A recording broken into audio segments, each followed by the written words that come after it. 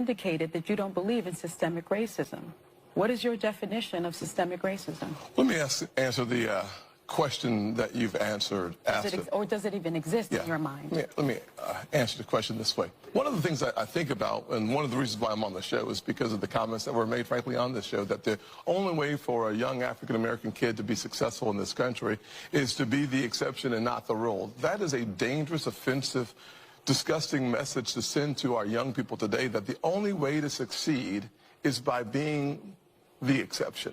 I will tell you that if my life is the exception, I can't imagine. But it is. But it's not, actually. It's been 114 years. Yeah, so the fact of the matter is we've had an African-American president, African-American vice president. We've had 2 African-Americans to be secretaries of the state.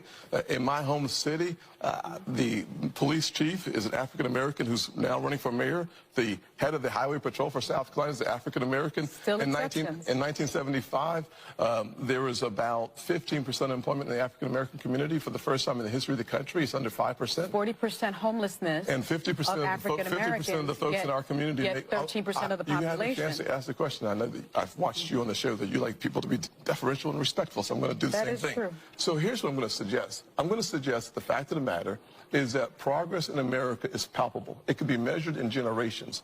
I look back at the fact that my grandfather, born in 1921 in Sally, South Carolina, when he was on a sidewalk, a white person was coming, he had to step off and not make eye contact. That man believed then, with some doubt now, in the goodness of America, because he believed that having faith in God, faith in himself, and faith in what the future could hold for his kids would unleash opportunities in ways that you cannot imagine.